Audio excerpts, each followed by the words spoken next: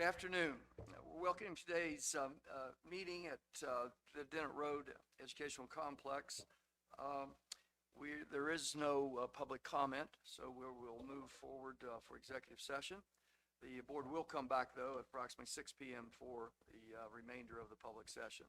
Under Section 3-305B of the General Provisions Article of the Maryland Annotated Code, there's one reason the board will go into closed session this evening: to discuss the appointment, employment, assignment, promotion, discipline, demotion, compensation, removal, resignation, or performance evaluation of appointees, employees, or officials over whom this public body has jurisdiction. Any other personnel matter that affects one or more specific individuals. Specifically, the topics tonight will be 3-305B1, topics including certificated staffing recommendations and personnel updates. The reason these topics will be discussed in closed session instead of open session is as follows. Personnel topics pursuant to 3-305B1 disclosed above will be considered in closed session rather than open session because they include a discussion of specific employees, which is a confidential employment matter. Hearing that, are there any objections by board members going into executive session? Hearing none, there's a motion to do so. So moved by Rodney. Second by Don. All those in favor of going into executive session signify by saying aye. Aye. Those opposed, nay. And we are in executive session.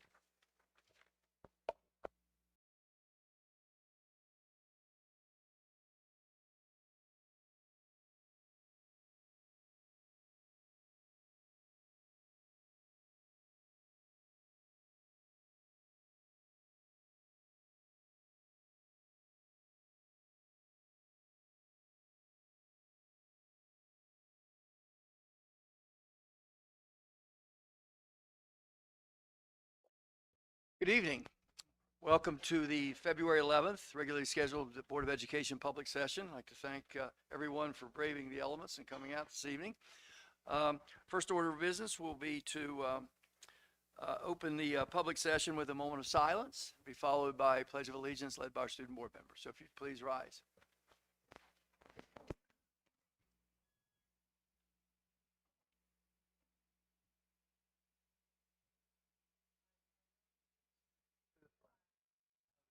States of America, and to the republic for which it stands, one nation, under God, indivisible, with liberty and justice for all.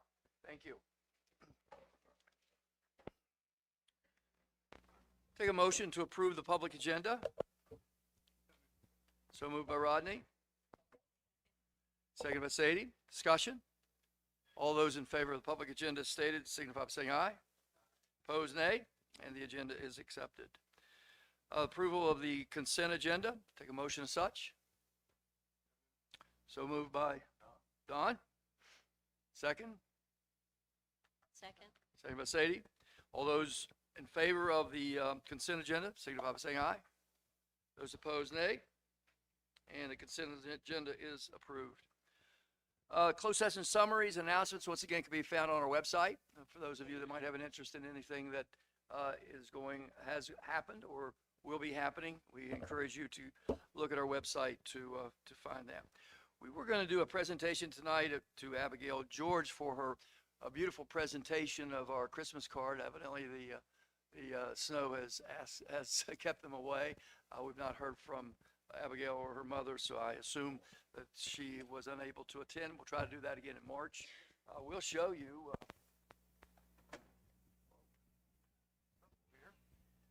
This is what Abigail did this year. A beautiful Christmas card. Really, really pretty. We're real proud of it. So we'll make that presentation in March.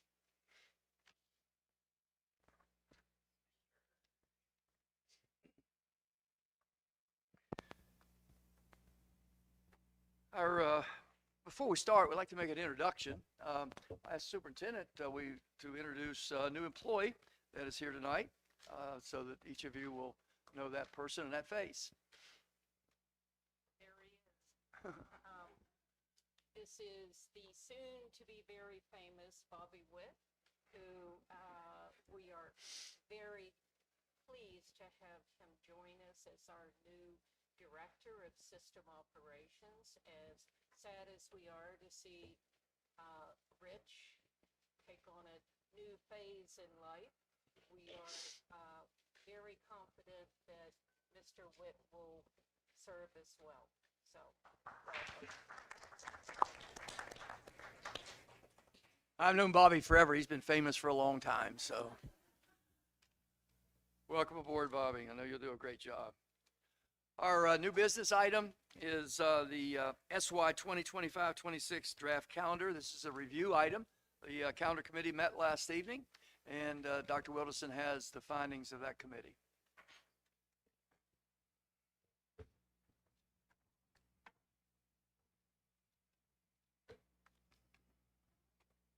Yes. Now I'm on. Okay. Good evening, everybody. And on behalf of the 25-26 School Academic Calendar Committee, I will present the proposed calendar for the board for review. The draft will be available for public comment from February 12th through March 7th, and the board will take action on this calendar March 11th, 2025. I would like to thank the 25 committee members representing parents, community members, Garrett County Public Schools staff, union representatives, and board members for their time and effort. The committee met on January 27th and February 10th to discuss the factors influencing the calendar. After careful consideration, voted on a proposed academic calendar. The committee recommended a pre-Labor Day start with the school day for students to begin Monday, August the 25th, 2025. This recommendation is based on several key factors. One, minimizing weather-related disruptions. An earlier start would allow more instructional days before the risk of weather-related disruptions by reducing the need for canceling school or making up virtual days. Another factor was really trying to reduce the virtual learning days. We know this is something that is a tool to be able to use, but it's very difficult for families in that form of setting.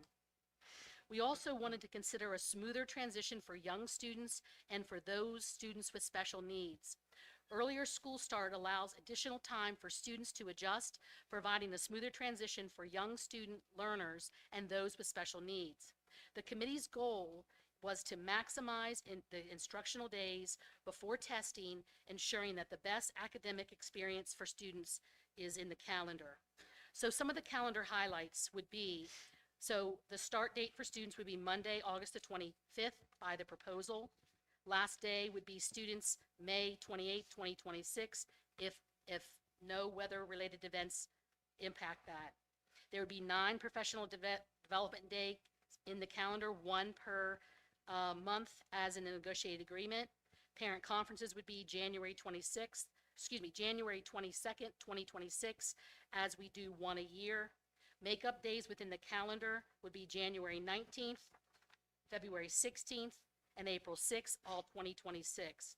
In order to have a virtual learning option, we have to have days built on a calendar.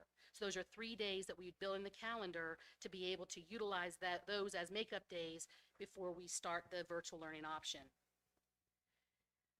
Some of the non-holiday closures, staying with the past practice of Autumn Glory Friday, October the 10th, having school closed for students. Veterans Day, we felt that this was very important to have schools open so that students can honor our veterans by the programs that are offered in school. Thanksgiving Monday, December the 1st, 2025, schools would be closed. That is to ensure that the families that travel, feedback that we've received before, that was a day that we felt that would also help with not having a negative impact on attendance. January 2nd, 2026 will be a professional development day. This is a day that would be closed for students, but staff would be in session. January 16th, 2026 would be a 3-hour early dismissal. That is a day that's actually designated as the 91st day. Next year, in the next year's calendar, that is not a day that would float anymore. So that January 16th, regardless of if it's weather-related event, that would stay as a staff development day. Graduation would be Saturday, May 30th. And the end of the school would be May 28th, 2026, with last day for our 10-month employees of May 29th, again, if, without any weather events. The timeline for approval tonight is that we're proposing the calendar as that pre-Labor Day start. The public comment will be viewed starting tomorrow, February 12th through the 26th. We do recommend everybody to provide feedback because the board members do read all of the comments. March 11th, 2025, at the board meeting, we will ask the board to act on the final calendar. We encourage the community to review the proposal and provide feedback during the public comment session, which will help inform the board's decision. Thank you in advance for your preparation, your participation in this important process. Okay, this is the review session, so certainly encourage board members to ask any questions that you might have concerning the recommendation that was made by the calendar committee.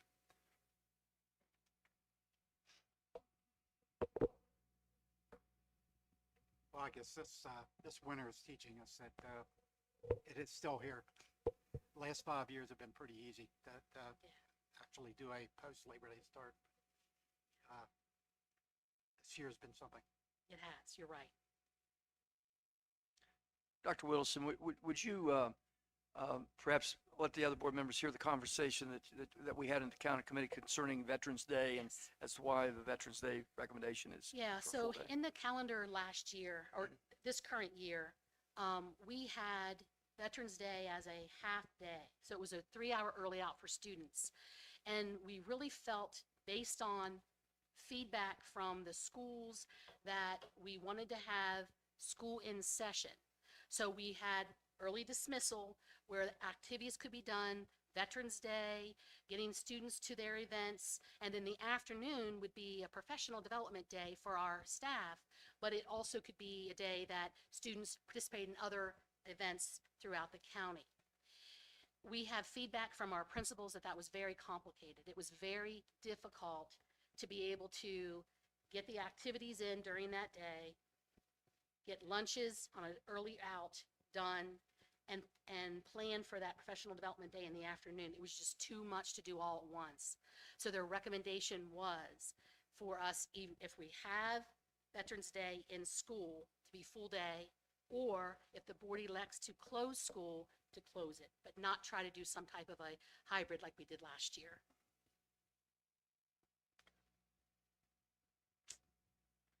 Any other questions, concerns, anyone?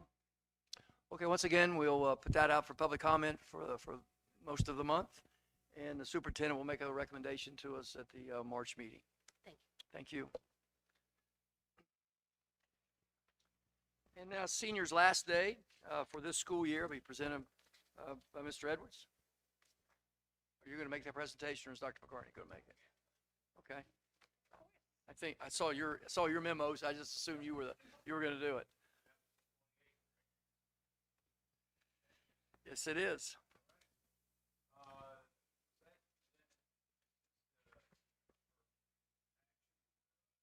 Yes, it is an action item. Yes, so, seniors last day, talking with the principals, thank you very much.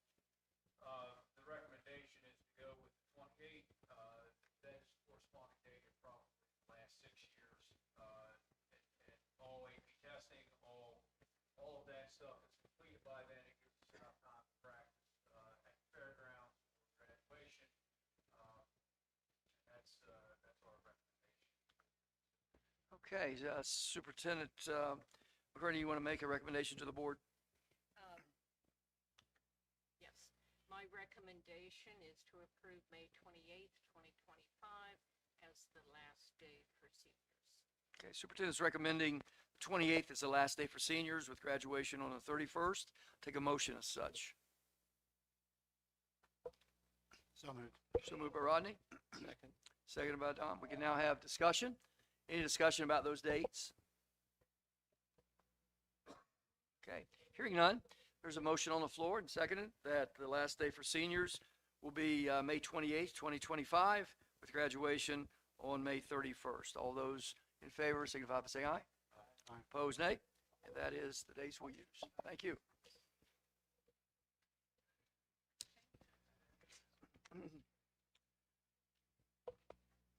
Okay, continuing business, draft of state aid revenue presentation.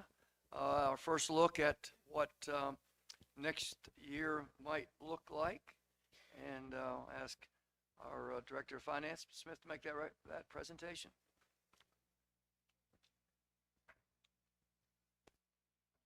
Good evening. As Mr. Wood said, I'll be presenting the preliminary state aid numbers.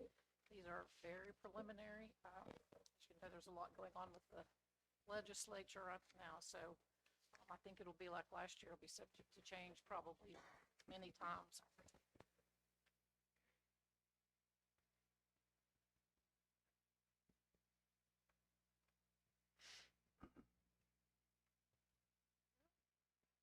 Get it to go. There you go.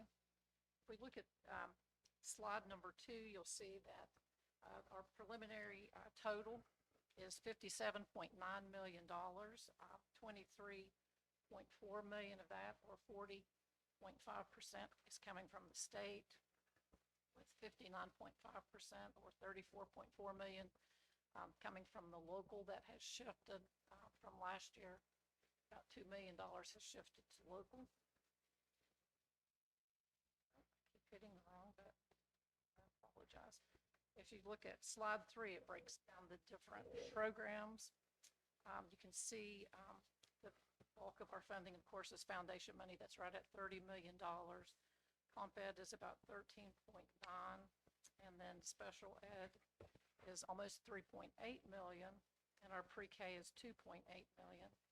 Concentration of poverty is up to almost 1.7 million this year, which is good. All of our schools have the personnel grant, and we're awarded a per pupil grant, so that helps us. Part of the legislature this year is to freeze that funding, and any new schools will not be starting up as community schools, so we're very fortunate in the fact that our schools are already community schools and receive that funding. We go to the... Can I ask a question? Yes. The Constellation of Poverty grant or amount there. Yes. Is that a anticipated amount, or is that a fixed amount that we know for sure? It's in the state aid file. That was one of the areas that we were told would not be changing, but again, it's preliminary. That is considered a restricted funding there. It's not part of the foundation. That's probably more subject to change, in my opinion. I would think that that number is Pretty solid. pretty solid, yes, for those schools.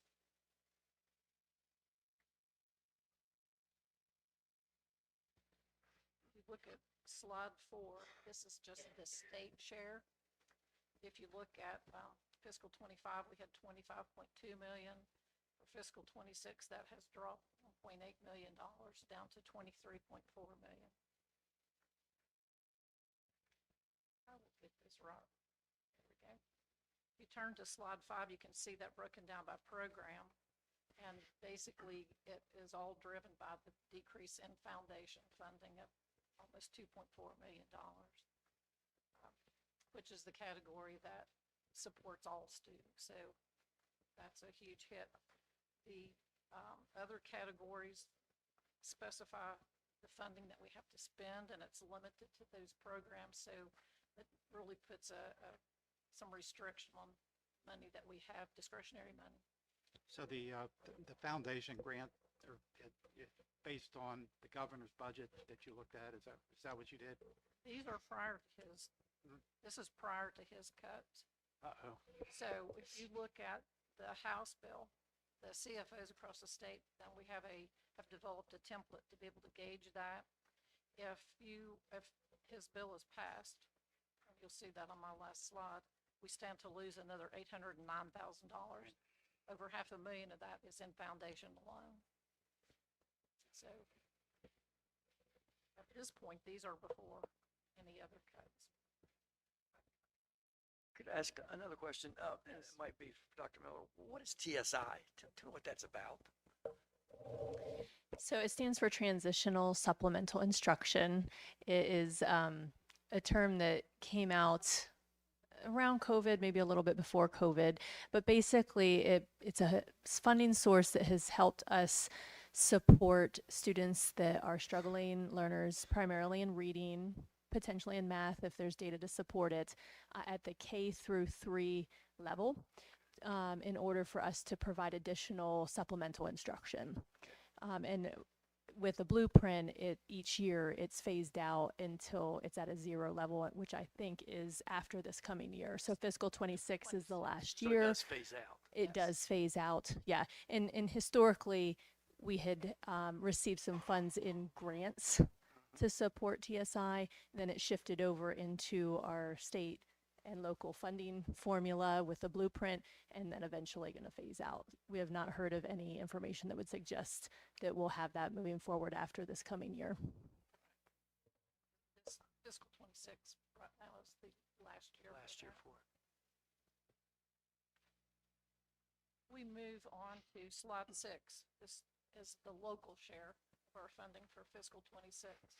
You can see in fiscal 25, the local share was 30.4 million. In 26, it jumps $4 million to 34.4 million. We go to slide 7, you can see the breakdown by the programs. Of the 4 million, almost 2.5 of that's a shift in the foundation from the state to the local. Special ed's up on about 279,000. Our pre-K from the local government is up $580,000. College and career readiness jumped about 112,000, and then our NBC funding jumped 180,000. But we have a lot more teachers this year who were nationally board certified, and last year our funding was only for new teachers. They didn't take into account teachers who were already certified, so that funding was actually lower than it should have been for fiscal 25. Any questions on the local? Sure, yeah, go ahead. Oh, I'm sorry. Oh, we thought maybe you had a question about funding. Oh, I apologize. Oh, thank you for letting us know. Thank you. Sorry about that.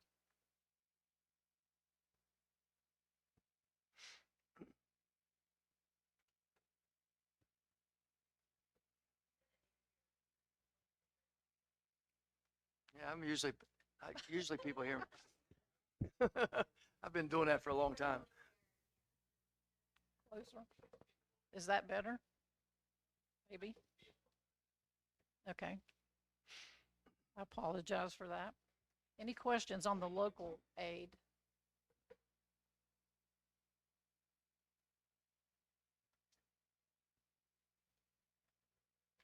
If not, then I'll move on to slide 8, which shows the total aid and it compares fiscal 25 with 26. And just give you an idea of the different changes in the different programs. Again, overall, the unrestricted is up 2.1 million, and our restricted aid is up about 170,000. So that's about a $2.2 million increase year over year. However, if you move on to the last slide, the challenges.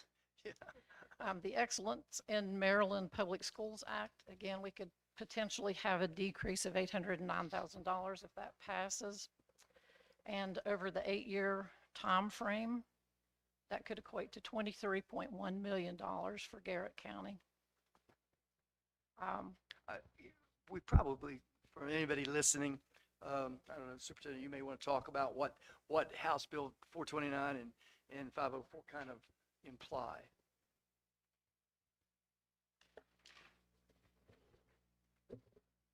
I'll do my best. These bills, I believe, are referring to the governor's bill on Correct. Excellence in Maryland Public Schools Act. So the governor, because the state is having some budgetary problems, is looking at different ways of managing the state budget deficit. one way the governor is looking at doing that is by putting a hold on the need to provide collaborative time to our staff. We already provide a good bit of collaborative time to our staff, so we're in pretty good shape on that. But as a result, if he is able to get this approved, if this is approved, we would lose $163 per student in next year's budget. He's also looking at making some changes to other parts of the blueprint, maybe some changes on the career ladder, possibly some changes in the CCR program, which supports our students at the high school level. And it would be, he's not abolishing the blueprint. He is looking at putting some things on hold for a year until hopefully the budget's in better shape.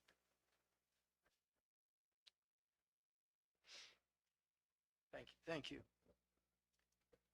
Another challenge for us going into fiscal '26, while we are looking at about a $2.3 million increase, our projected increase in our salaries and fixed charges that were part of our negotiated agreement for the next 3 years is $2.4 million, so that is a wash.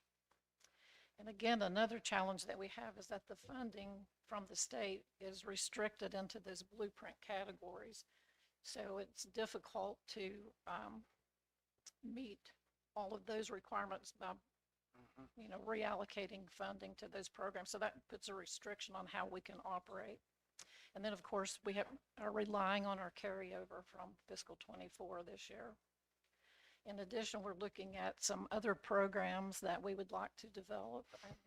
We're considering for fiscal '26, if we're able to do those. One is the culinary arts program at Northern Garrett High School.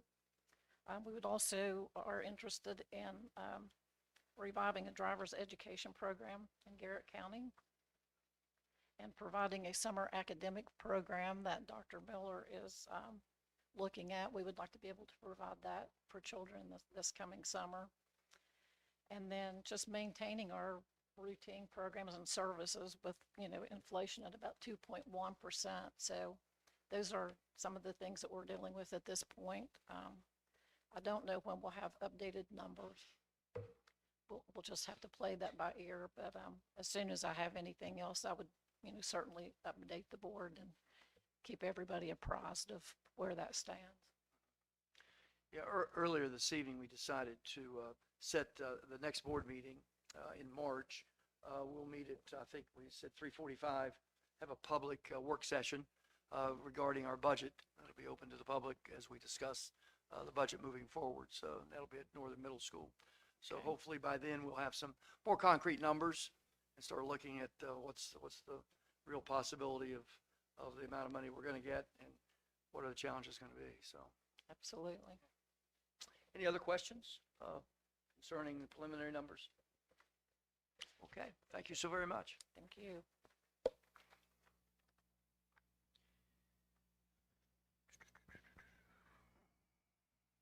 Our school year 24-25 calendar makeup days. This is an action item, and Dr. Willis will make that presentation.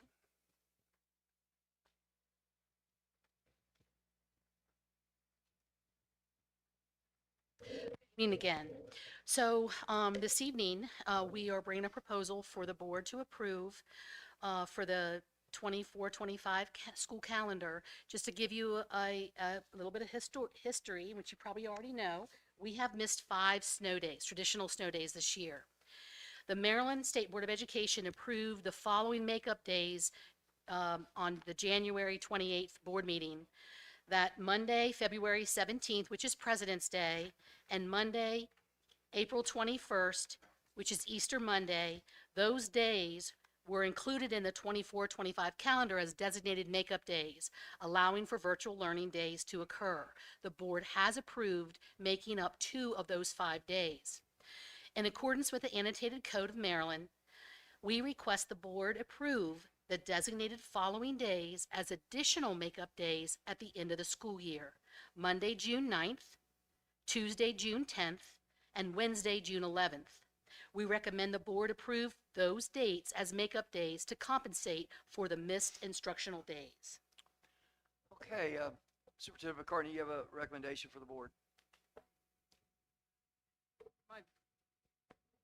My recommendation is to approve June 9th, 10th, and 11th, 2025 as makeup days at the end of this school year to accommodate the missed instructional time due to inclement weather days.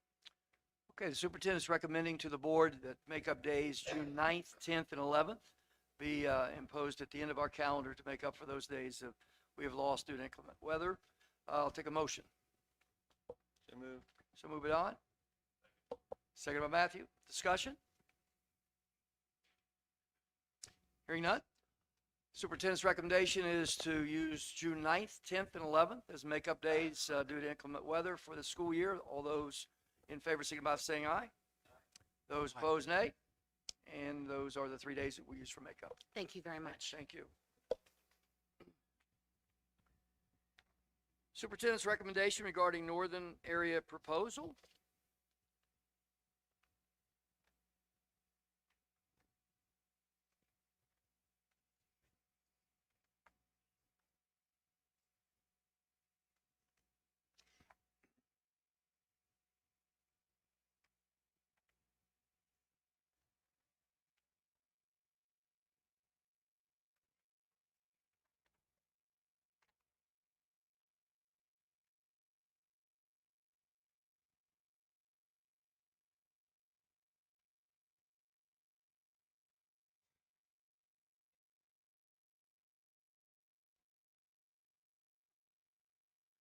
Thank you.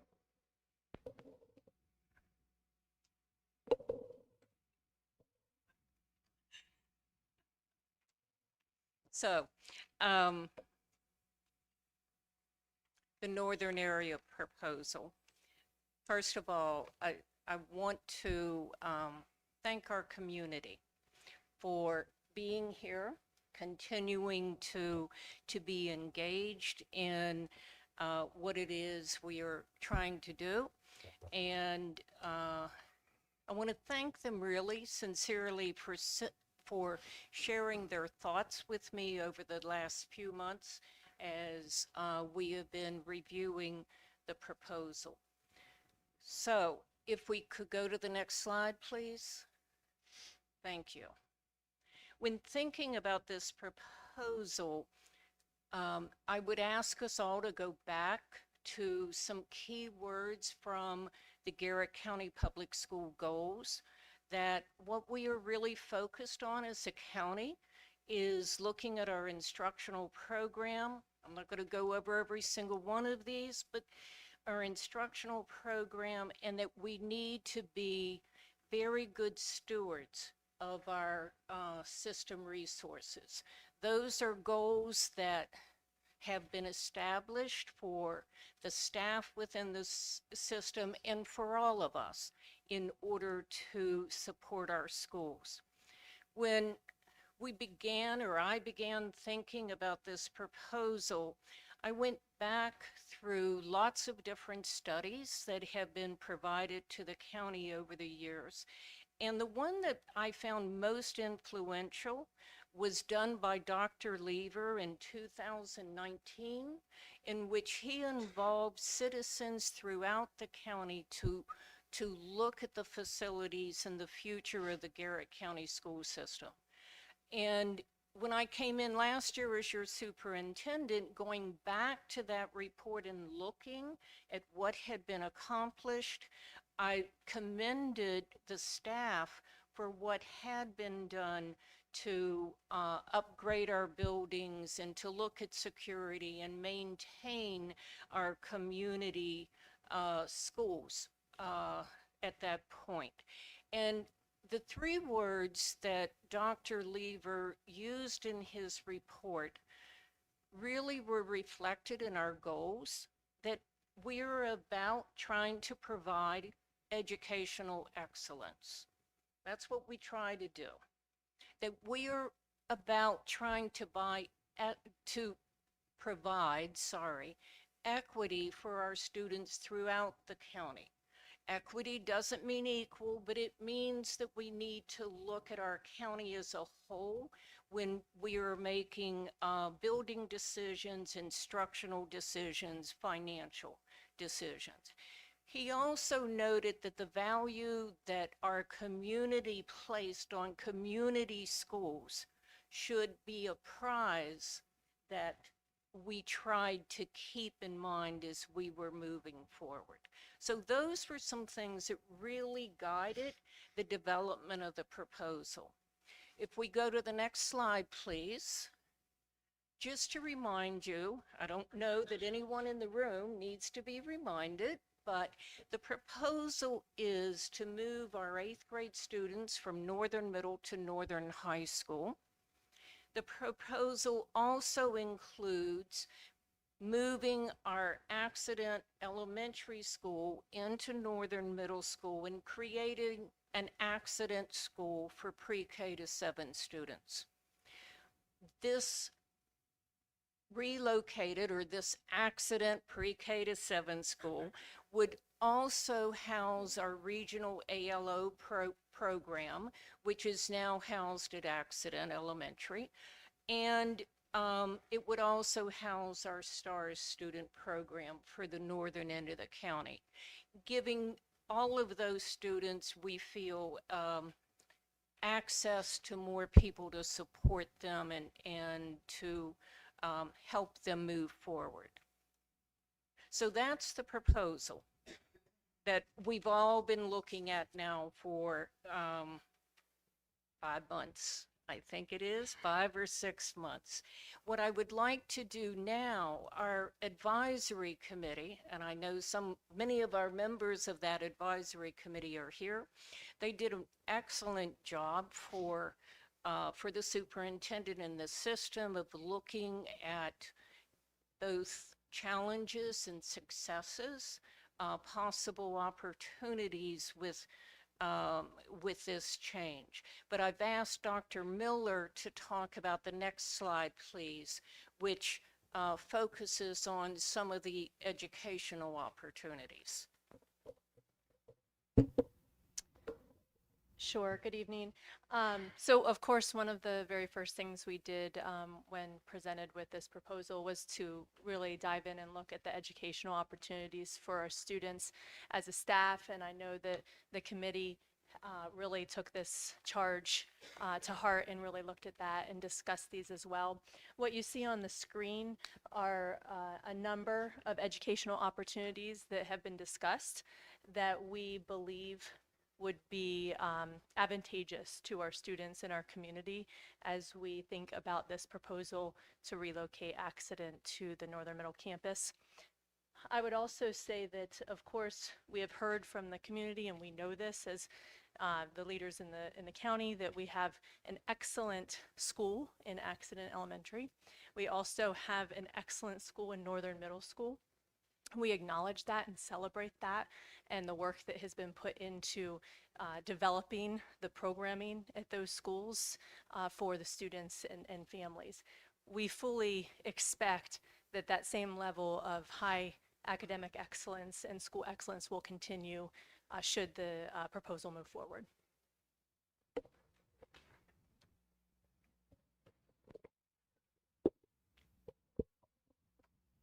So on the next slide, deciding not to do a lot of pie charts or get real complicated on the financial aspects.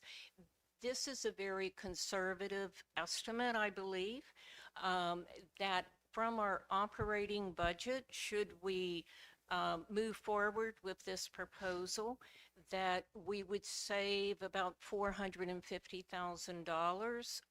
Again, I would say that's conservative and minimum, looking at 5 support positions. I would also share that I would expect, because I know this makes many people nervous when you talk about changing positions, that we eliminated 12 positions when we closed Southern Middle last year. We were able to find through attrition appropriate places for all of our employees. So I have every expectation that we would be able to do the same for these employees. The $450,000, when you're talking about a $52 million budget, does not sound like a lot, but it is 1% of our budget, and it would allow us to look at other things in the system to support our students. The other money that we saw was being a savings. We have a separate budget for capital, and looking at the difference between if we do the needed repairs at Accident, moving Accident School into Northern Middle, doing renovations, doing some needed changes at Northern High School, that we would save about $270,000 just in local money, not state money, $270,000 in local money that we could then use in other areas to support our capital improvement program. When we were meeting with the community members and talking to them, there were questions that came up about our outdoor space and our capacity. So I've asked Mr. Wesolowski to speak to that.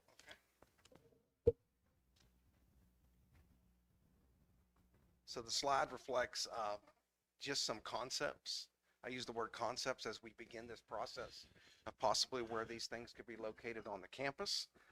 So we're showing the playground area in the rear of the building.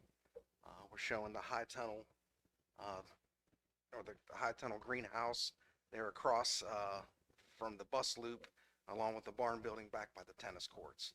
Again, it's just a concept of where they can be at this time. But as we further, if approved, as we further develop, there's up for conversations and possibility of other places on the campus. The other thing that's been brought up is about the entranceway and about expanding the entranceway to accommodate a greater flow of traffic. Believe it or not, I had a meeting with State Highway to determine the possibility of this, and there was actually a permit filed on behalf of this organization back in 2005 to expand this. So I don't have any historical to see why or that didn't happen, but when you look at when the renovation was done at Northern Middle, about that time, it started in that 2005 to 2009 time period. I'm kind of just connecting the dots that maybe that was part of the project then when they were going to do that. All right. So we're okay with the, just refiling for the permits. So we definitely do some upgrades there to widen that entranceway to hopefully increase that flow of traffic. Would that be a part of the money that we're trying to access from IAC to Oh yeah, to do the Yep. renovation work? yeah. So that would come from hopefully state monies that. Yeah, we would Okay. designate a certain portion of what we want to do for site. Okay. And hopefully the playground, all that, going to be in that same number. In terms of capacity, just looking at the buildings on the next slide. Currently, we're at about 68% capacity of a state rated number of 327 with our current, this is a September 30th enrollment number. Northern Middle School's at about 41%, and Northern Garrett High School is 45%.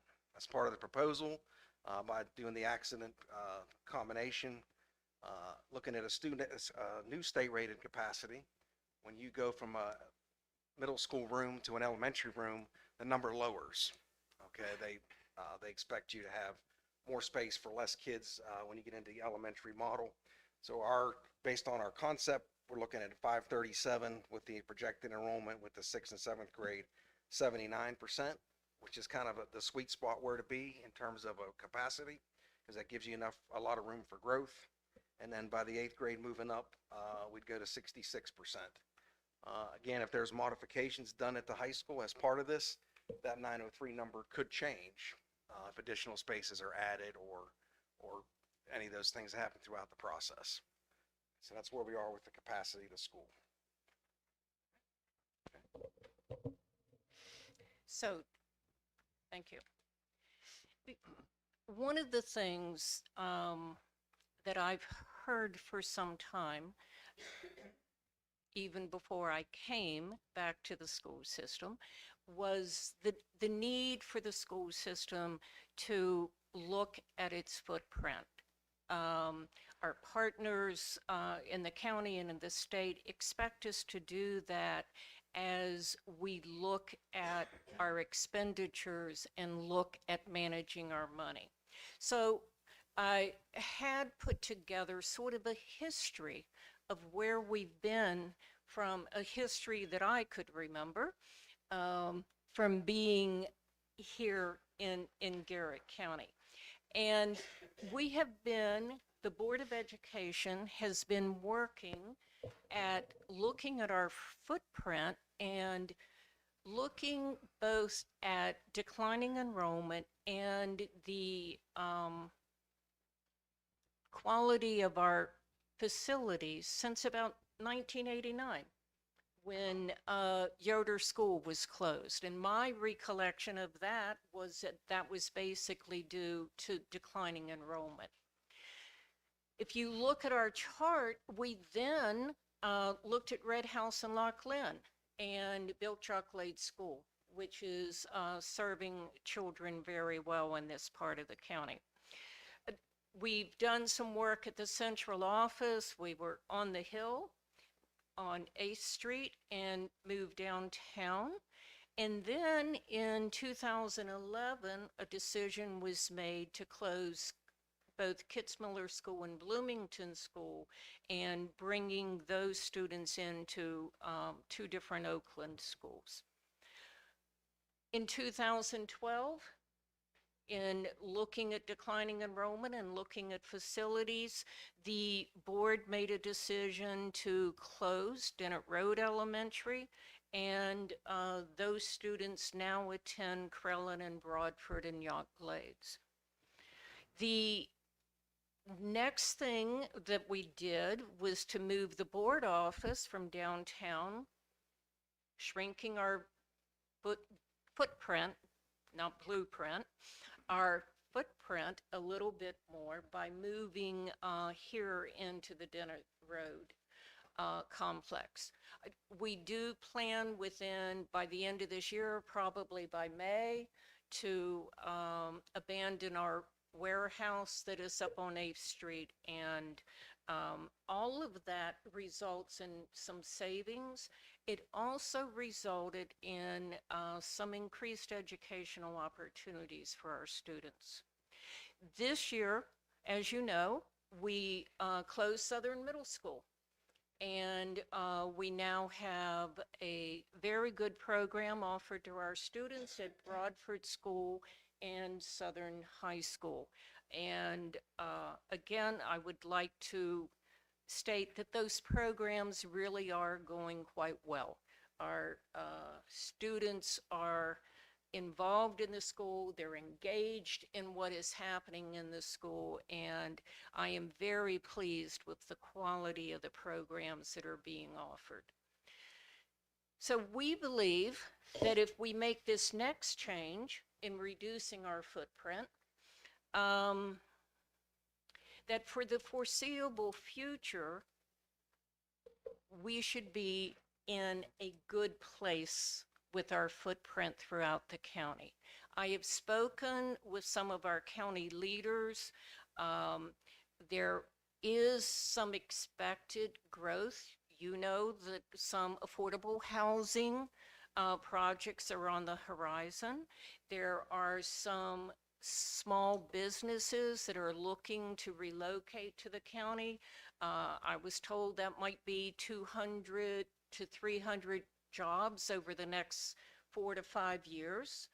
But in all of that growth that is predicted, there is not a prediction that our student population will grow. So we have to consider that.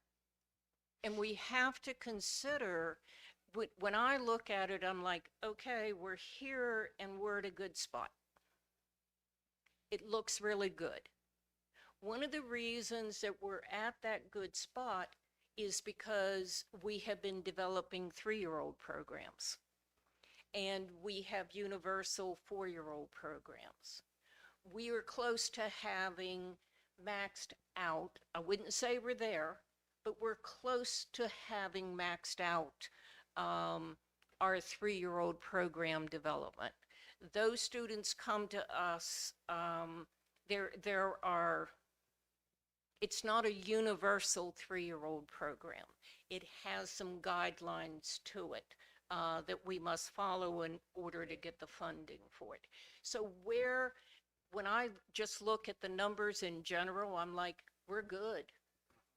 We are right now. We are good. So that overall has to be considered. So on my last slide,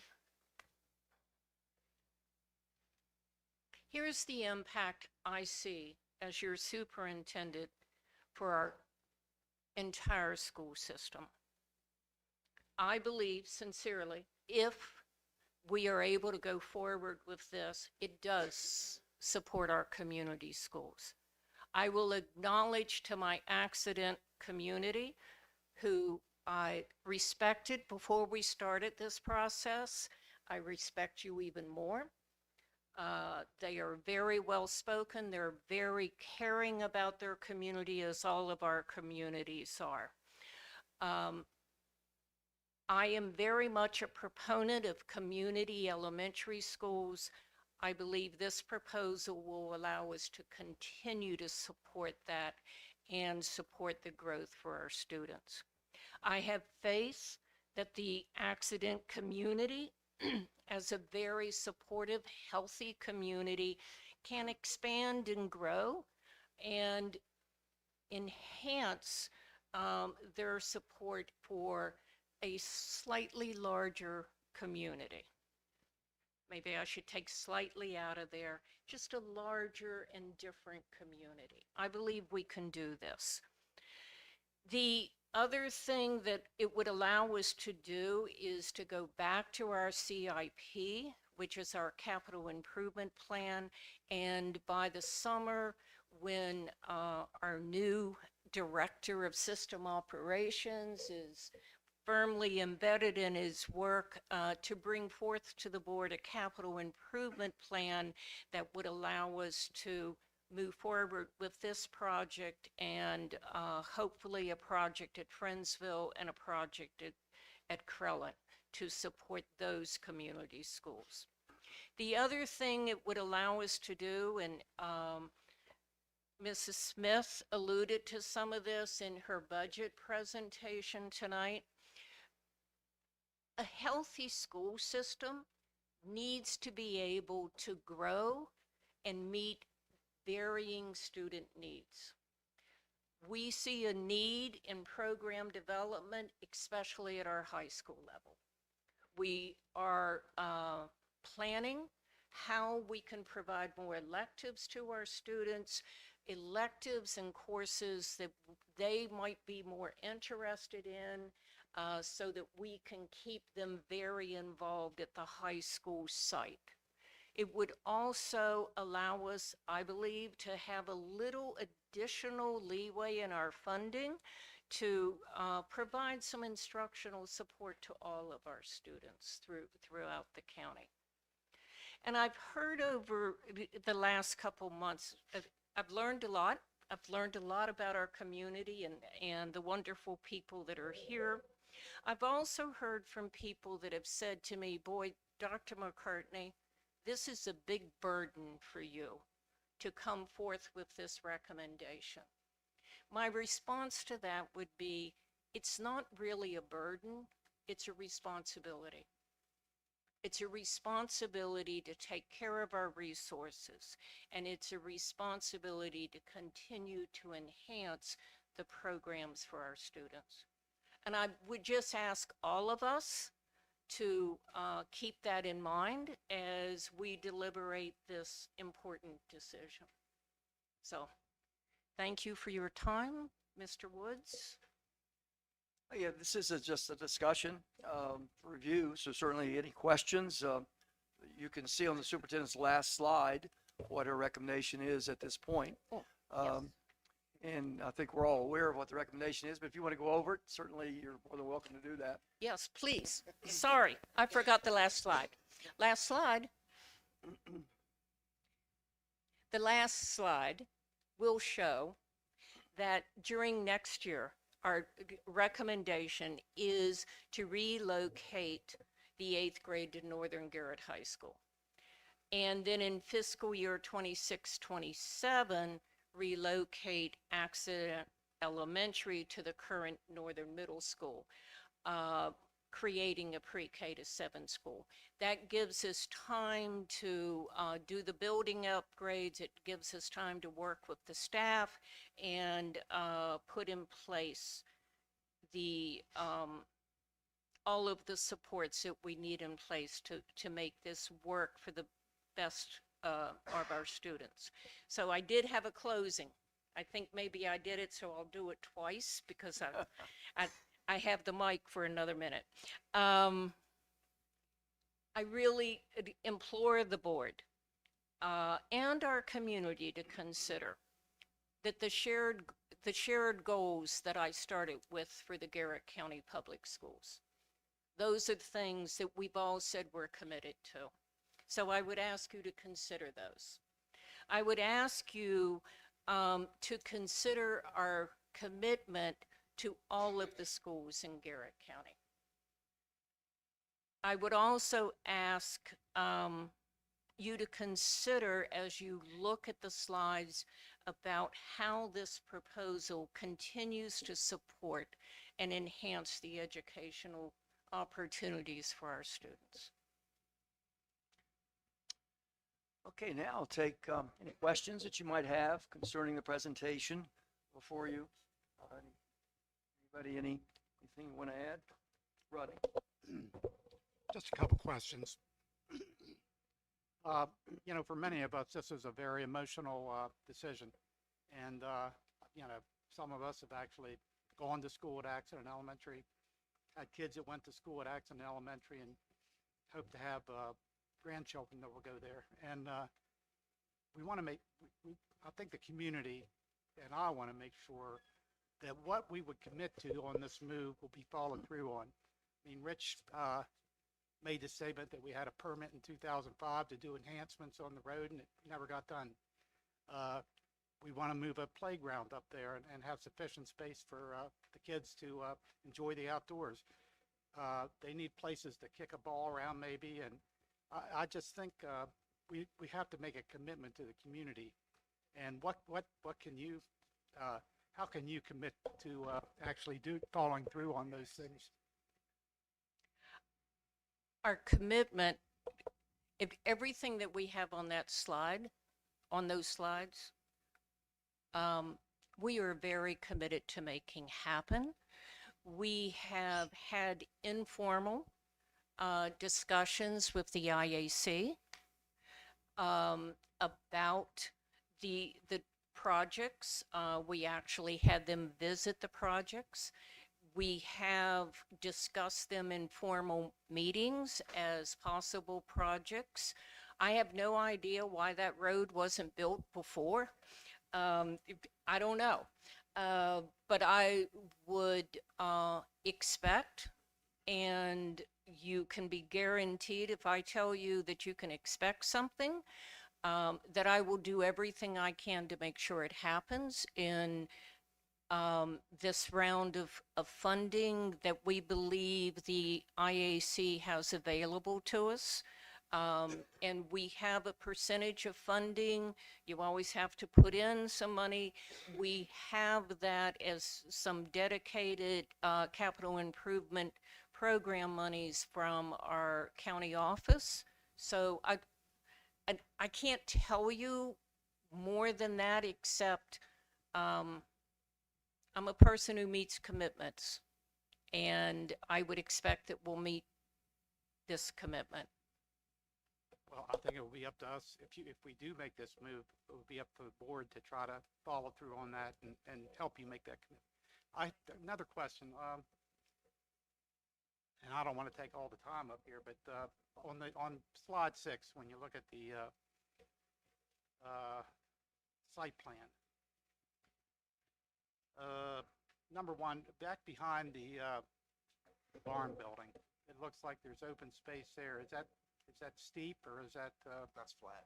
it's flat? So what's that, I mean, is that space available to us? Yeah, right now, there's this, when we had talks about this, there's the Little League football and that practice on that space.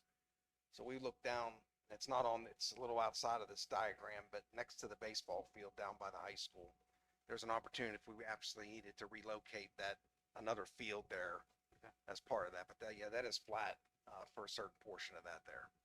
There is additional space. And it looks to me like the playground area is sort of crowded up against the school there. I know there's a big bank there, and if you could expand back, how far can you go back on that?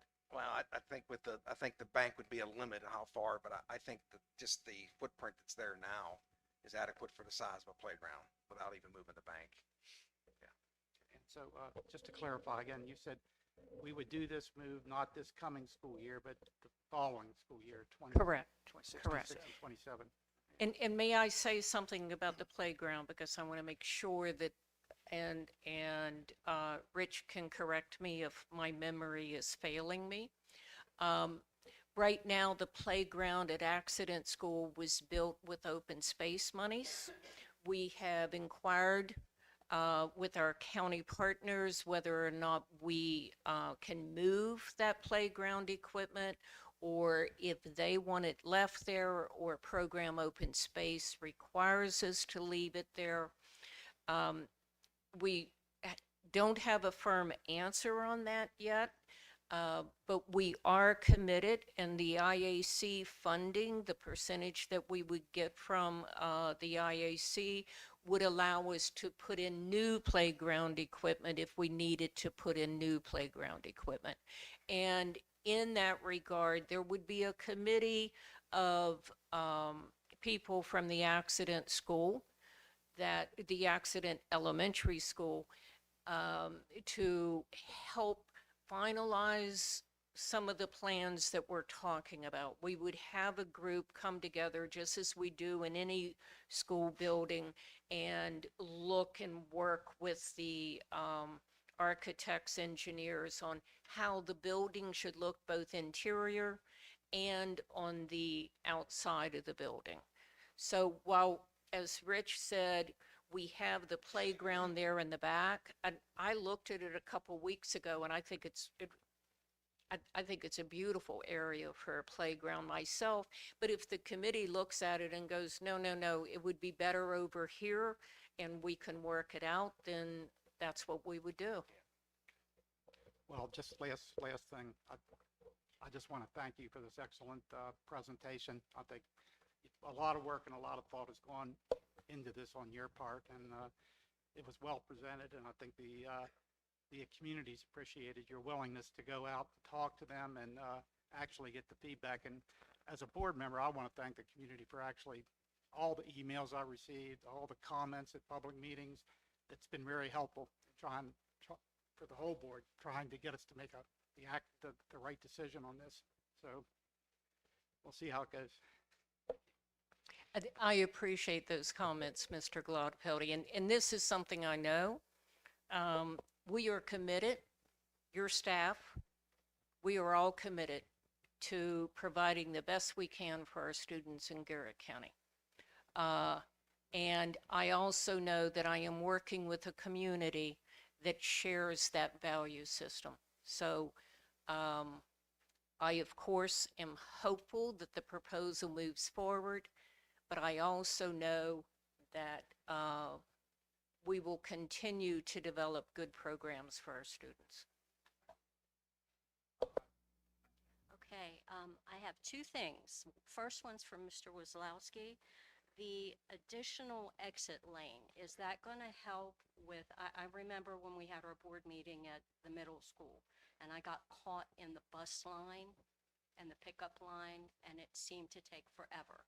So is that additional exit lane going to help with that or not?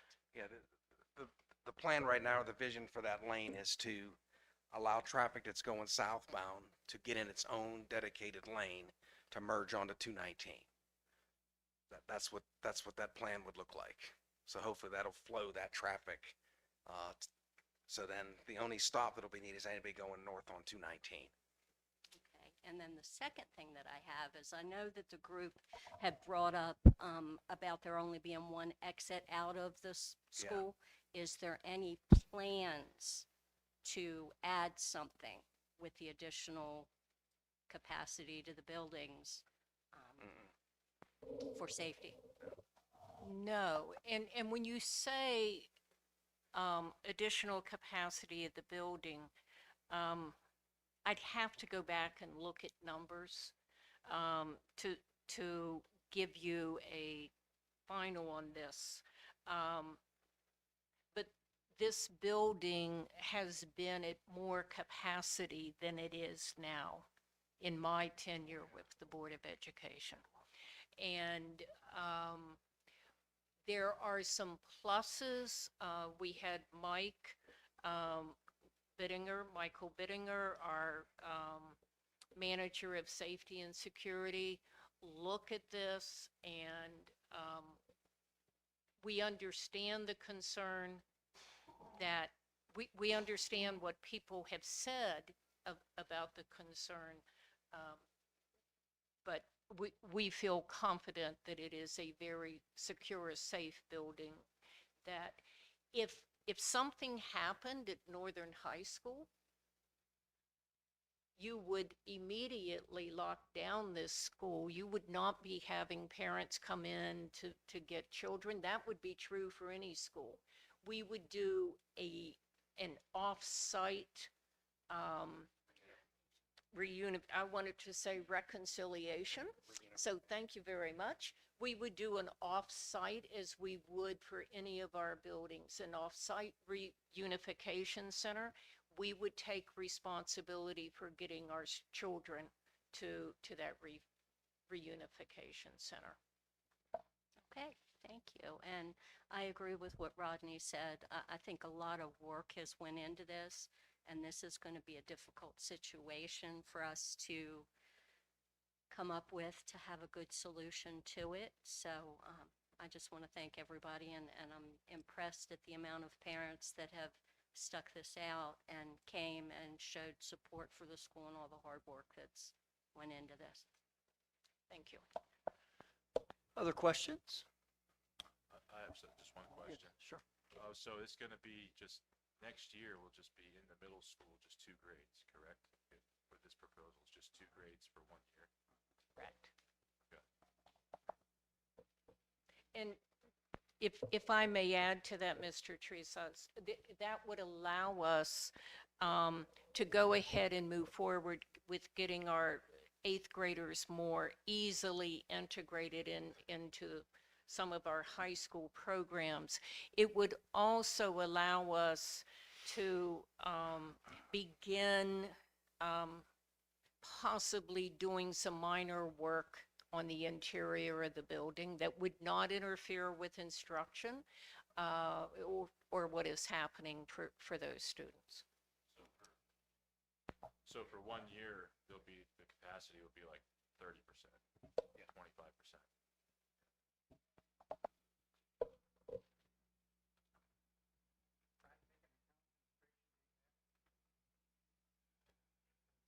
35%, are we counting the administration side of the building? No. And we would expect next year, by mid-year, over Christmas, the plan is that we will be moving into Broadford School so that our pre-K to 6 school at Broadford Elementary will move next door to Broadford School. when we make that move, right now, we have about 40 Head Start students in this building. They will also go to Broadford School.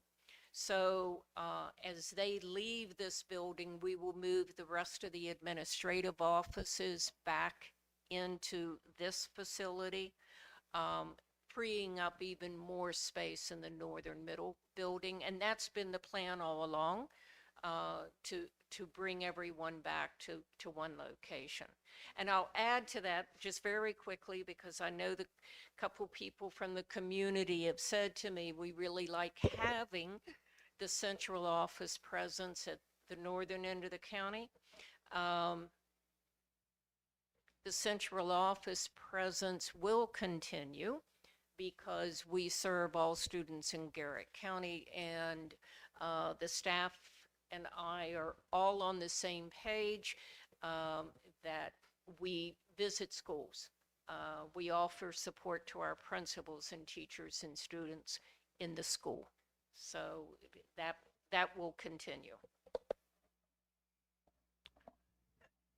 Is this, I'm sorry. Yes, go ahead. No, You go you're ahead. all good. Okay, so this question's for Mr. Wazlowski. So, in looking at the parking situation, I know that we're gonna have added staff. We also have a lot of parents who like to come in throughout the school day and help the students. Do we think that there's enough room, or is there any plan to add more parking spaces, or what do you? No, based on the staff counts between the schools, we're okay in terms of number of spaces. Thank you. Yes. Is this an 89-11 split This would with IAC? Yes. It's an 89-11. 89-11. Yeah. And what Mr. Woods means by that is 89% of the dollars spent on this project would be state dollars. Right, 11% coming from county government. Okay. Rich, what type of hurdles do we have to go through to actually get the Well, we, as part of this year's request, I put in for pre-planning money for this project. The 100% comes out in May, so the IAC gives you your pre-money allocation at the 100% mark. So then for next year's, as we submit normally in October for the project, we'd go for the funding as part of that would be their fiscal 27. So just follow the normal CIP process. And we hear funding, our first round of funding number in January, just like we normally do. I So think- we really can't start on that until after January. Yeah, exactly. And Mr. Glodfelder, you may remember in our CIP plan right now, we have in the plan either way we go, so that we are prepared to move forward.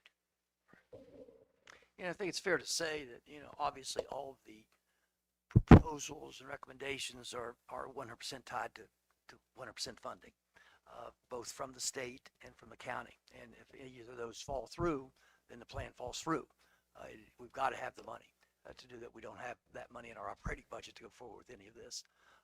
And certainly, we live in unique times, from the federal government down to the state government. I'll leave it at that. But these are unique times. Our governor is talking about a lot of cuts.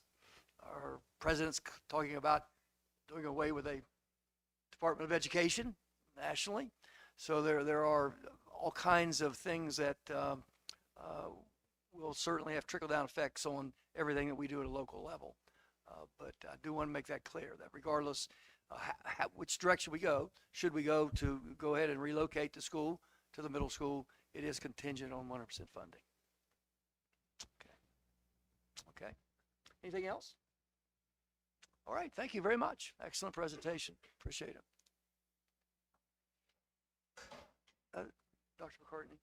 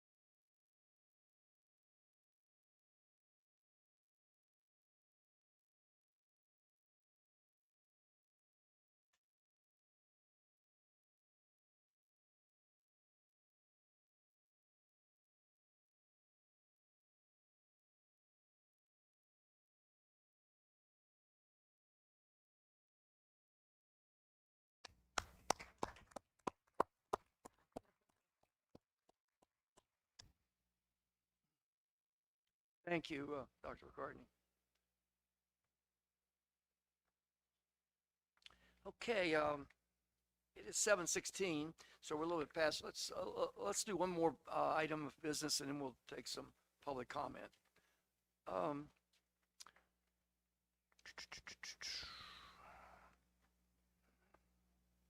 yeah, approval of the auditor is a last action item that we have. Ms. Smith will make that recommendation to us.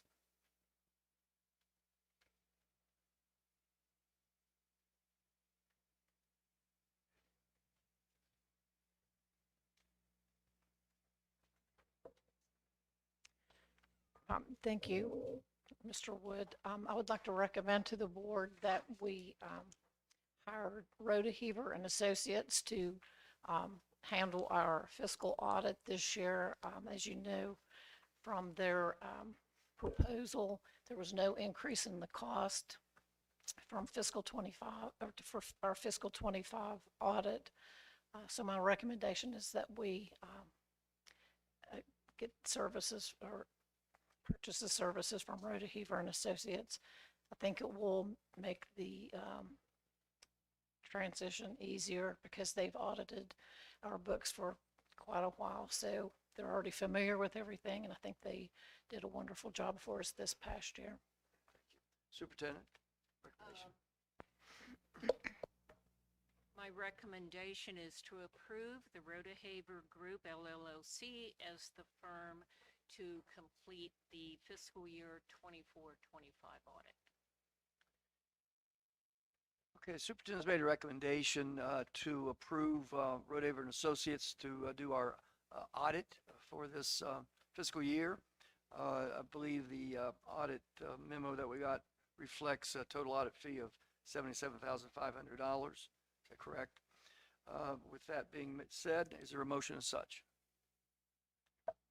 I'll make a motion to accept that we keep Rhoda Heaver and Associates Rhoda to Group, do our audit. Rhoda Haver Group. Rhoda I think we Haver changed Group that name. to do our audit. It's a motion to accept. Is there a second? Second. Second by Rodney. Discussion? Okay, there's a motion on the floor to accept Rhoda Haver Group PC at a cost of $77,500 to do our audit for this fiscal year. Those in favor signify by saying aye. Aye. Those opposed, nay. And Rhoda Haver is selected. Thank you. Okay, we do have a couple of public comments. Folks that would like to speak, if you'll hang on one second while I read my disclaimer. Garrett County Board of Education is pleased to receive comments and ideas from our public pertaining to the policies, procedures, and/or practices of the school system. We ask that comments be limited to a maximum time of 3 minutes per individual unless otherwise considered by the board president. There will be no discussion or action taken at this meeting, but may be considered at a future meeting. Issues that are specific to individual employees should be referred to the immediate supervisor for appropriate consideration and review. Rude, slanderous, or threatening remarks or other behavior that is disruptive or interferes with the order of the meeting will not be permitted. Topics excluded from the public comment include individual personnel issues, comments identifying individual students or staff members, matters that are on appeal or may be appealed or have been appealed, topics for which the board schedules formal public hearings and or advertising or solicitation for products and or services. With that being said, Tara Crawford is this our first speaker.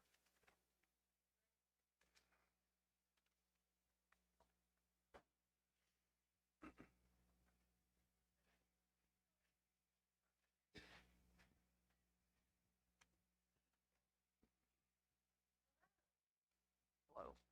Hello. Good thing I know how to work a mic.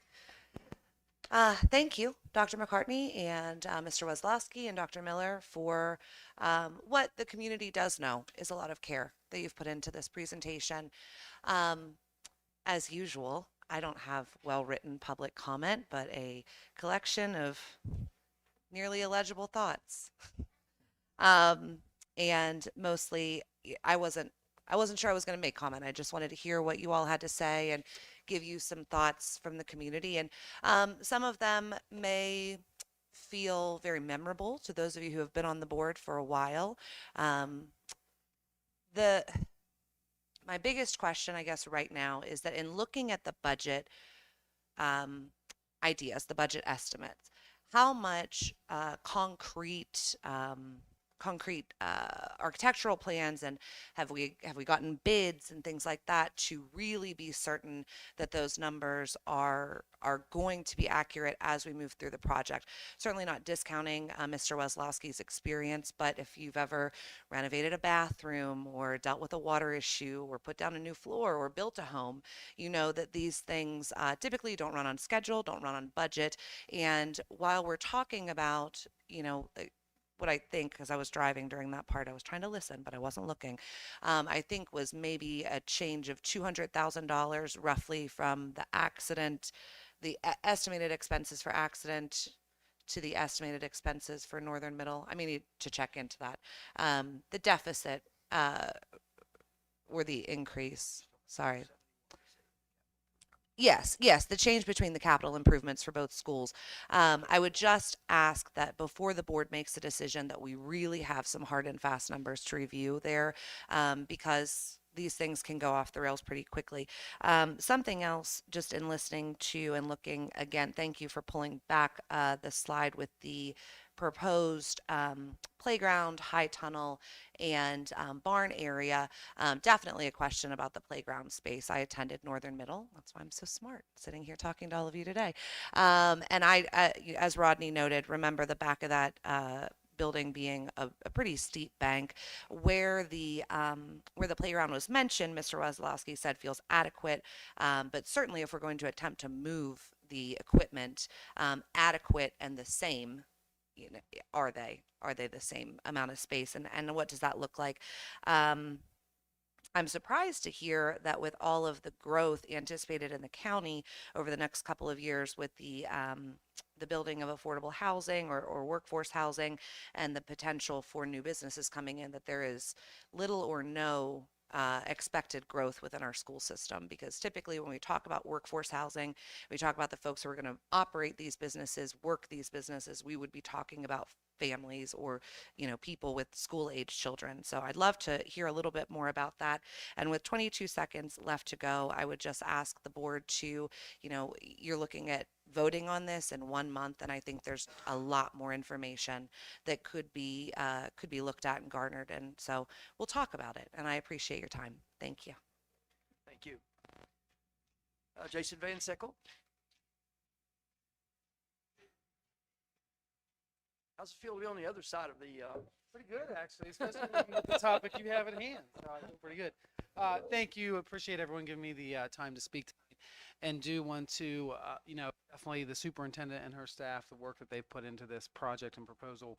Definitely appreciate everything that they did. We do need to turn over rocks as I've been in your seat and figure out how we're going to move our educational system forward. That said, as I looked at the presentation tonight and I continue to stay updated on the information that's provided to you as a board, there's a lot of bullet points. And I'm not a big detail guy. My wife will tell you that. Spare me the details, give me the highlights, right? But I think before you vote on this, you do need the details, right? We do need to dig down to those bullet points and figure out what the actual answers are. As a parent that has a current 7th grader that will be impacted first with this plan, and also someone that has a 2nd grader that will be impacted second with this plan, I still haven't heard the true benefits outlined in front of me as far as how my 8th grader is going to benefit next year by moving to the high school. I saw a bullet point. I saw taglines as far as what I thought, and I can probably make my own assumptions based on past experience, but not all parents have that.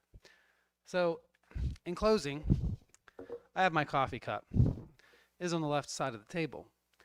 I can relocate my coffee cup to the right.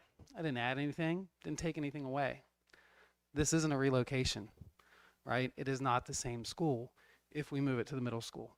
The makeup's different, everything's different about it. Thank you. Thank you, Jason. Jess Brown.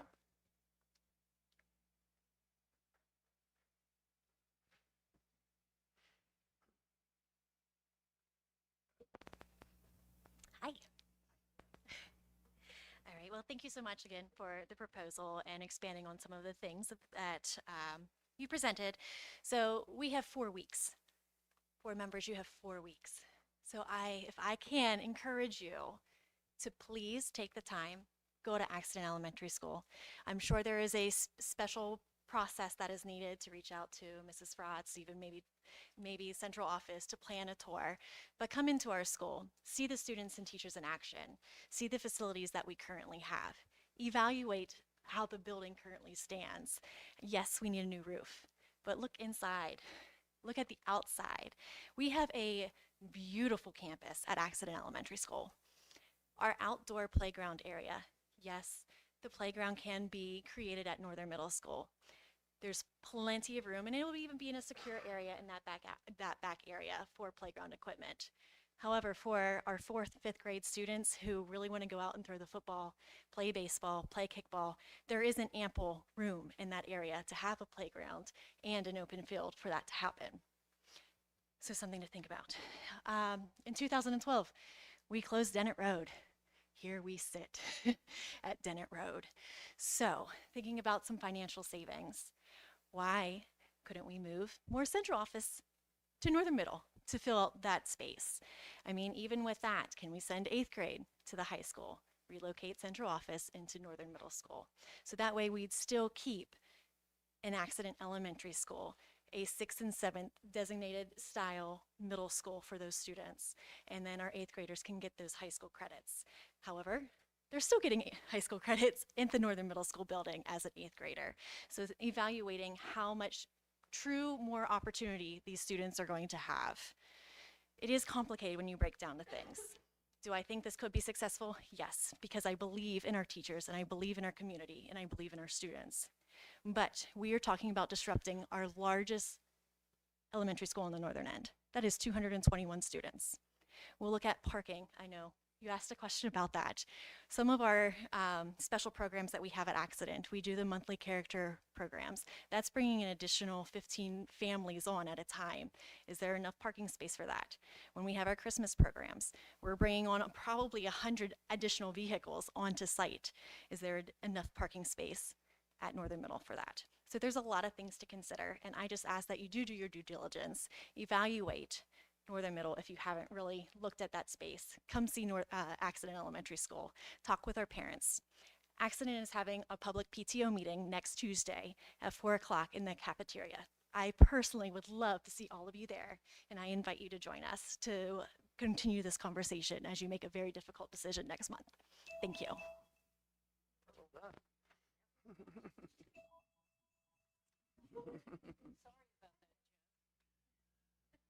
Okay, thank you, each of you, for your comments. Pardon me? Okay. May you add a speaker? Sure.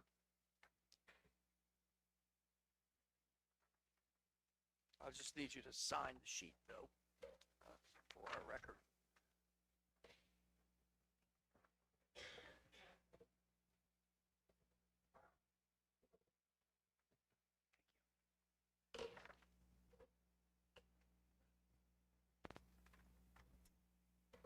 Hi, and good evening. I do appreciate everything you put forth to our community and to our schools. I'm Janet Taylor. I've been a school bus contractor in this county. Well, I started driving school bus in 1983. I've been a contractor since 1995. There's things to consider about the turn lane out at Northern Middle and Northern High School. You know, a merge lane there, be very cautious about that. You are on an incline highway with tractor and trailers, with triaxles, with people that are tourists that are not familiar that there is even a school there, because I don't know why for all these years there's never been no signs up that is addressed there's a school zone there. I travel all different states. I take sporting teams, other teams and groups to all over West Virginia, Virginia. Those schools I attend with my school bus, there's usually signs up that says school zone ahead. There's never been anything there on 219. To put a merge lane there, you all know that have SUVs and things, there's a blind spot. We have inexperienced drivers leaving the schools that are young children. And I have seen so many close calls over the years there. I deal with the traffic there. I would just be very, very cautious in putting a merge lane there. No one's life is worth the risk of this change.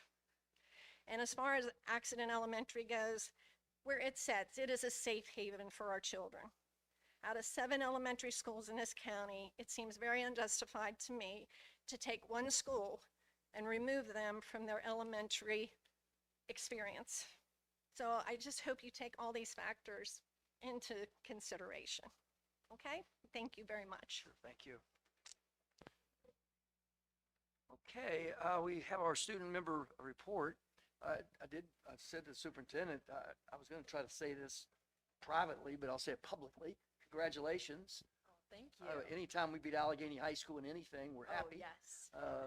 In mock trial, we beat Allegheny High School, last night? Yeah, last night, and they were the state champs last year. Exactly. So, yes. So congratulations to you and your law partners over at Southern. Yes, yeah, thank you. Well, as far as the student member report, I apologize for not being able to be here at the last meeting, but there is a lot as far as the student reports. We just recently had a semester change, but that didn't, and the bad weather, but that didn't stop many of our students from continuing to achieve everything. Just a few highlights. So all schools in grades 6 through 12 are raising funds to participate on the Cool Schools Dunk on February 20th. Another thing is the Project Lead the Way pathway completers, biomed completers recently earned their white coats. I was fortunate to attend that ceremony with Dr. McCartney there as well. And then as far as student council activities, GCASC, which is our Association of Student Councils, combining all now 5 of our schools, had its executive board meeting on January 30th. Our president, Cambria Kyle, I wanted to give her a shout out because she was recently accepted into West Point Military Academy, which is a major accomplishment. We are having our February General Assembly on the 18th at Hickory Environmental Center. There we will have school discussion groups, a workshop telling students how a bill becomes a law. We will be introducing officer positions to be held at our following GA. We will also be collecting coloring books to be given at the WVU Children's Hospital. Winter Leadership Conference, which is for the entire state of Maryland, was on January 25th, 2025 at Walter John High School. And several students are going to be attending the MASC Ocean City Convention on March 11th through the 13th. As far as individual school reports for our student councils, Broadford is working in collaboration with their Youth in Action. They're creating a play to educate second graders on the importance of not vaping. As far as Southern High School, 7th through 8th grade, they are having several events in the upcoming days. They recently had their elections as well as a canned food drive. Southern High School 9th through 12th, we recently had a reschedule, which I encourage all of you to come out. We are having a vaping grant presentation. It is now rescheduled for February 25th. During the day, we will have a public speaker speak to Yock Lades, which will also have Krellin as well, Broadford, and then there will be a community piece in the evening at 5 p.m. at Southern High School, where you can hear the importance of vaping, get some student perspectives, and how we can prevent it in our county. Northern Middle School, they are working on planning grade level trips to go ice skating. They raised money for their play through a dance. Northern High School is working on a lot. We're having several fundraisers throughout the month, and they are working on planning a field day. As far as my student member initiatives and agenda, I'm working with Dr. McCartney in the following month or so, I hope to start visiting all of the schools, Accident being one of them. I am attending monthly divisional caucus meetings to meet with other student leaders across the state.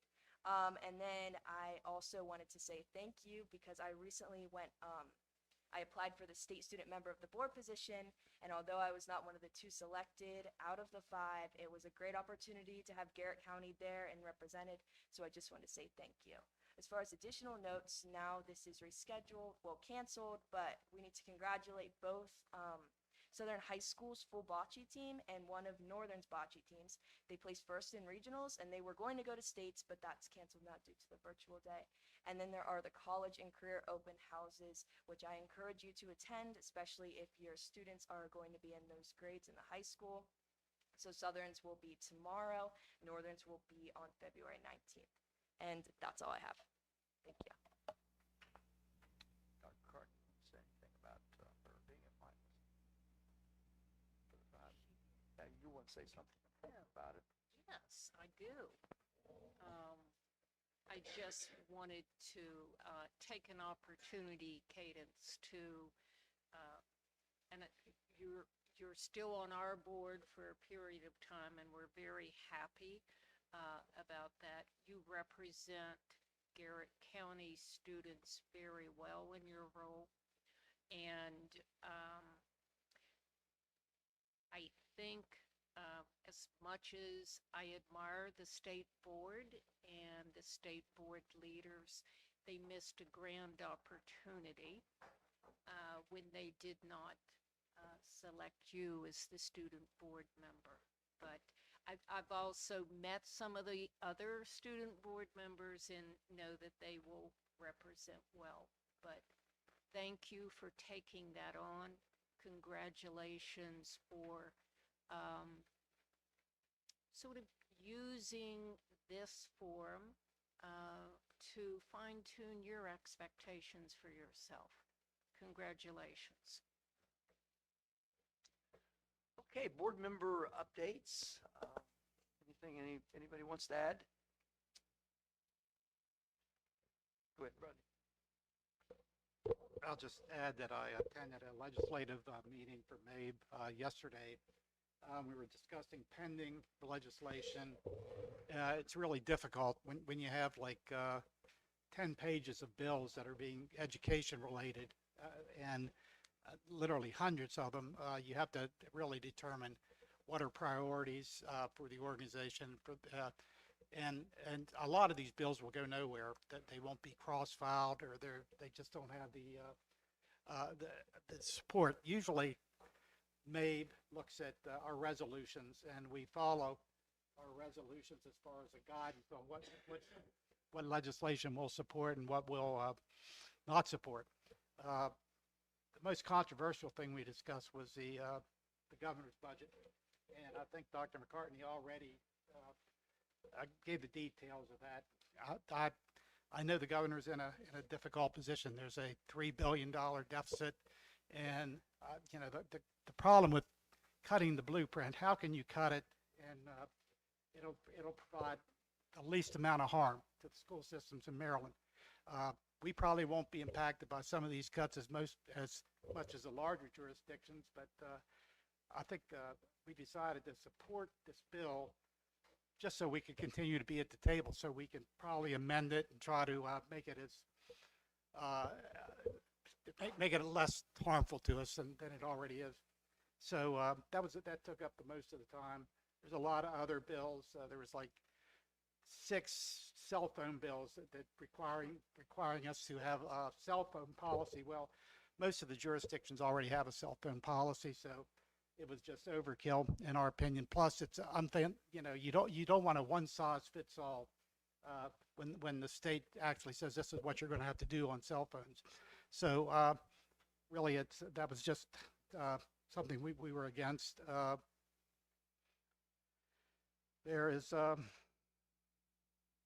well, I sent you out a summary of the meeting, and we meet every two weeks, so I'll try to keep you updated on what's moving forward. We did, as I told the executive committee, that we did support House Senate Bill 852. I think we're going to support it, which would allow a little bit of leeway on the 75, 25% funding split, and it would give us a chance to have a waiver on that for certain schools. So there was no position earlier, and I think we're changing that to a positive approved or supporting that legislation. So if anybody has any questions of those hundreds of bills that you're looking at, give me a call or let me know, and I'll try to bring it up at the meeting. Thank you, Rodney. Anyone else? Yeah. Yeah, Matthew. I was able to go up to Accident and get a tour of the school up there, and went with Dr. McCartney, and just got to know the staff and the facilities. Everything up there is awesome. And we went over to Northern Middle, and I just really enjoyed getting to meet the teachers, meet the kids, and just get to know the community a little bit better. So just I also visited Accident Elementary a couple of months ago. It's a nice school. Anything else? Anyone? Okay. Superintendent update. I do have a couple things. First of all, the application period for pre-K3, pre-K4 and kindergarten programs for the 25-26 school year kicked off yesterday. Information may be found on the GCPS website and each school's homepage. Income requirements for pre-K3 were raised for the coming year, which should make more families eligible for those services. All students in Garrett County are accepted for the pre-K4 program and kindergarten programs. And the initial round of registrations will take place at schools in April. I'd like to remind everyone of our approved makeup days. President's Day, we will have school. February the 7th, that's on February the 17th. We'll also have school on Easter Monday, April the 21st. And I recognize that families may have had some prior plans on those dates since they were originally in our calendar as vacation days, but I am certainly hopeful that students will be able to attend on those days. As we deal with these winter weather storms, I am concerned about our fluency of instruction and being able to be in front of our students. As discussed earlier this evening, June 9th, 10th, and 11th will also be used as makeup days, and I thank the board for approving that. And I also feel a need to remind all of us that we're not through winter yet. Right now, the board has approved June 11th as the final day for our students, but sort of stay tuned for the final. Because we just announced this evening, tomorrow will be a virtual learning day for our students, and I think that is day 6 that we have used for virtual learning. I am pleased that we've been able to use a mix of traditional days, what I call traditional go out and play in the snow days. I believe we've had 5 of those, and we are now to 6 virtual days, and unfortunately we've also had to have a number of delayed openings and early closings. The other thing I want to remind everyone of is that the Cool Schools Dunk, that's a lot for me to say, will occur on Thursday, February the 20th. This event started in 2019. Fundraising has begun at our secondary schools, and if you would like to sponsor a student, please reach out to a student or contact a school of your choice. All funds raised from the Cool Schools Dunk stay here and benefit the Garrett County Unified Sports Program, which is, I think, just an absolutely delightful program for our families and our students. This year's fundraising goal was $25,000, so please note this event on your calendars. It is on a Thursday this year. It is used to be on a Friday, so that's a difference. It is on Thursday, February the 20th, and I hope all of us have an opportunity, including me, to support. But no, I will not be waiting in. No, No, let's do it again. Jason, we would like you to represent us again this year. Yes, and we are. We'll more- make the donation in your name. We are more than pleased to have Jason represent the Garrett County Board of Education and its superintendent. Correct. So, thank you. Anything, anyone? Okay, hearing nothing, I'll take a motion to adjourn. So moved by Rodney, Second. second by Sadie. All those in favor of adjourning the public session, signify by saying aye. Those opposed, nay. We are adjourned.